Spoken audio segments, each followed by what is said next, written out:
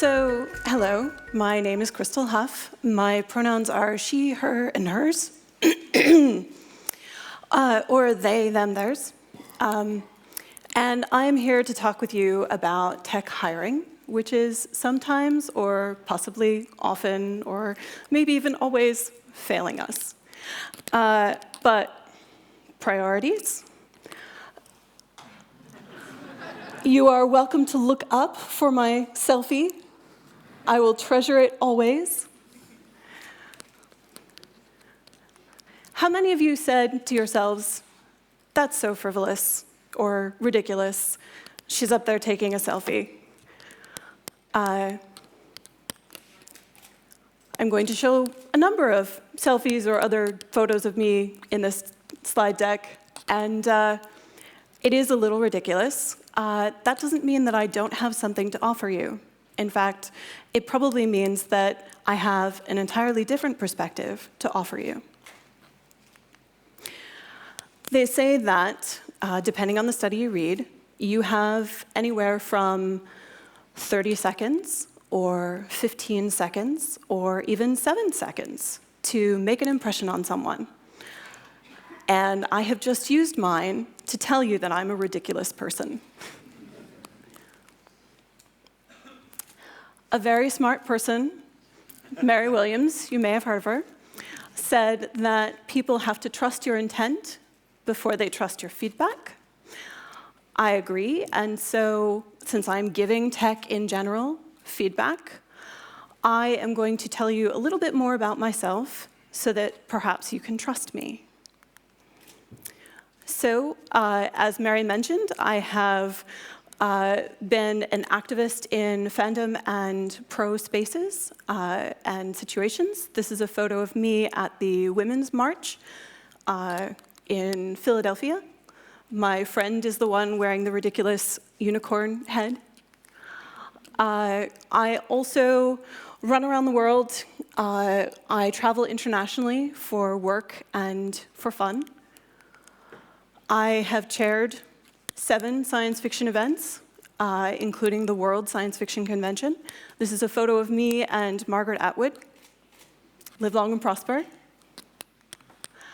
And therefore, I am a source of hilarious stories. Many of my photos with people and from my travels are taken with an app called FaceU so that we can make ridiculous faces essential and, in fact, required. So, in this talk, I am going to give you some anecdotes and some data. I think both are important. I am going to tell you some stories, and I'm also going to give you some statistics and some ways of framing things in hiring. And story time. I was head of HR for a small startup, and I was in charge of the phone screening for a candidate or for a position. And there were some mixed results with the phone screens. I require that people talk to me about real things during a phone screen. So I'm notorious for having an hour-long phone screen. I want people to get past the bullshit and tell me something real about themselves before I'm willing to bring them in and meet the team. So I was screening people, and I kind of fell in love with one candidate in particular. It's true. I thought he was amazing. He had excellent skills. I thought he would be a fantastic addition to our team. And so he was one of the people who passed the Crystal test, and we brought him in. And he spent a day with the team. The hiring manager in question interviewed him. And afterwards, I said really excitedly, "So how did it go?" And obviously, my biases were showing, but I was clearly hoping that we were going to make an offer to this person. And the hiring manager said, "Oh, it didn't go well. He didn't dress the part." And I said, "What? What part of this job requires him to wear any particular clothing?" And also, in the phone screen, he asked me, if I come in, is there a particular dress code? And I told him we wear jeans and T-shirts. We're a startup, right? So what's the big deal? Can't you just discount what he was wearing? I'm really glad we're not talking about a female candidate, right? Right? We were talking about my company's first black candidate. And what I think was going on was that the hiring manager realized that he was talking to our first black candidate, and he didn't know what to do. And he hadn't really thought about it. And then I hope the next thought he had was, that's a little racist. And so he came up with a different reason why he was uncomfortable during the entire interview and why he couldn't hire this person. If this had happened to me, I would have been a lot more angry and judgmental about our company than this person was, because this hiring manager literally took this candidate aside afterwards to say, I'm really sorry, I can't offer you the job because you didn't dress the part. Yeah. Welcome to tech. So if you take nothing else from this story, please think about what it will be like to hire the first person into your company who is very different from you.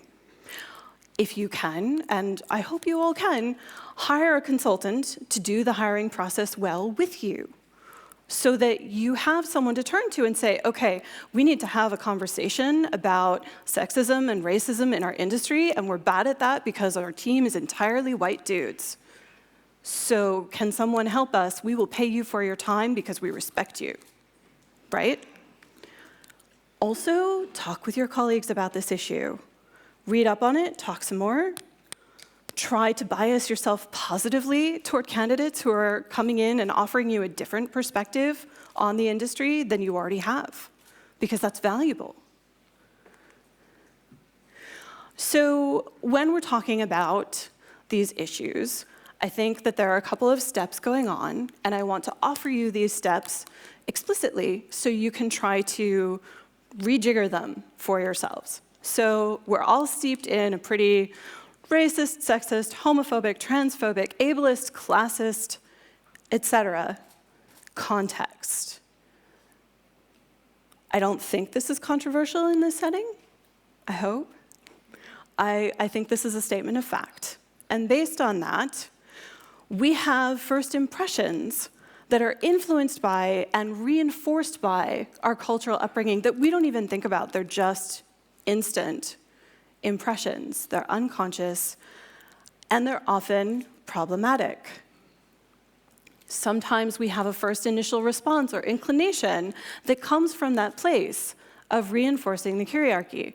The kyriarchy being the system of intersecting oppressions like racism, sexism, transphobia, homophobia.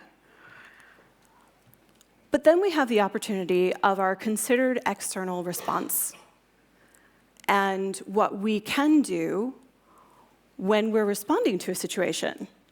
It's under our conscious control, even if our emotional reactions aren't.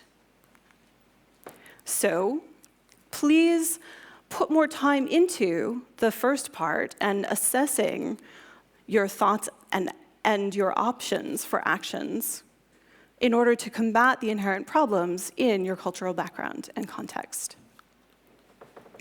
I like to think of this as thoughts, feelings, and behavior, 3 different things that are under different levels of your ability to control.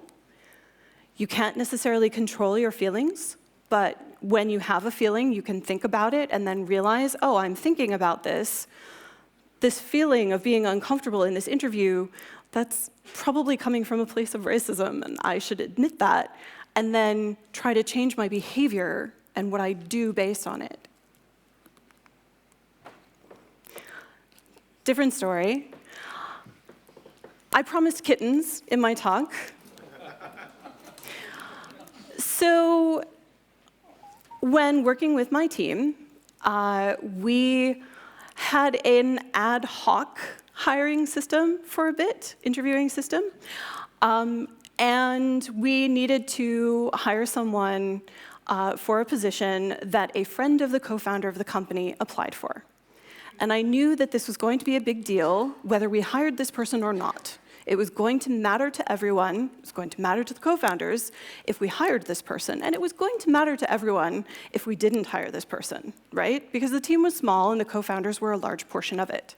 And I said, OK, so what we're going to do is we're going to have everyone in the company right now talk to each of the candidates for this position in order to make a decision,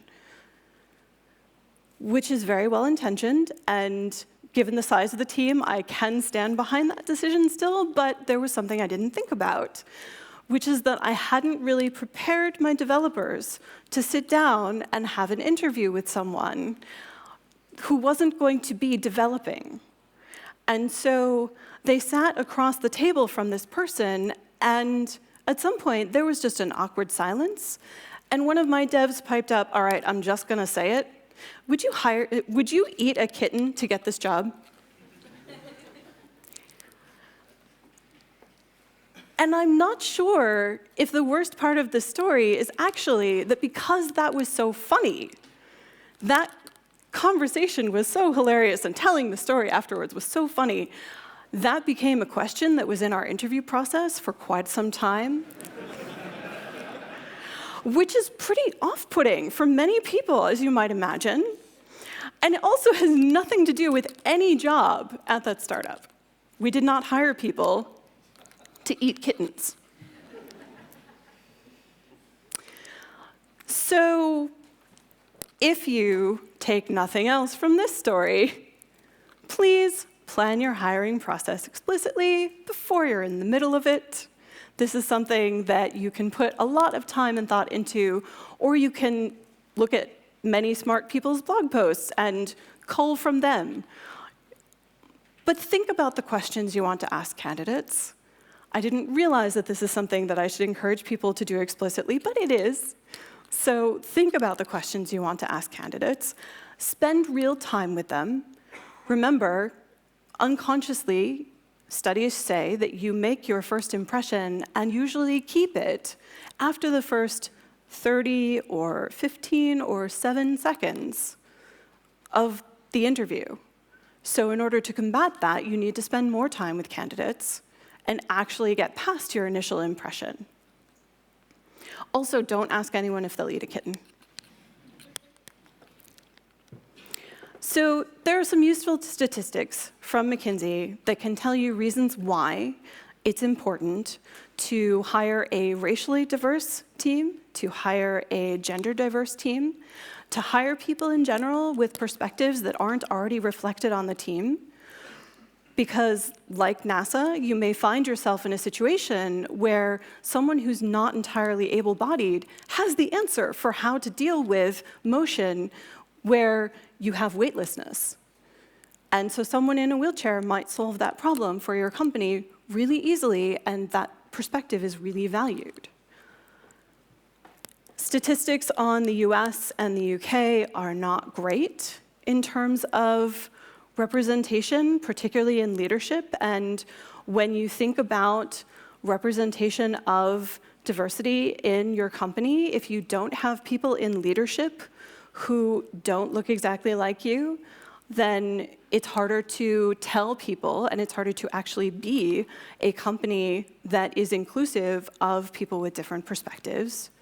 It's harder to recruit from communities that are not white dudes if your entire company is white dudes, because your leadership team and the makeup of your company says that this company is a company for white dudes.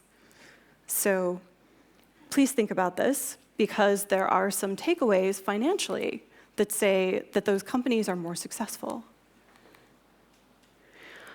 So I've given tech an F- for hiring. The good news is that I've also given you homework, room for improvement. I really hope you take it. It's some feedback that, as feedback should be, you can take or leave. It is a gift. I'm happy to talk to you more about it. I'm the most extroverted person I know, so please feel free to talk to me, because I want to talk to all of you, and I will learn many of your names because I'm that extroverted. Thank you. Live long and prosper.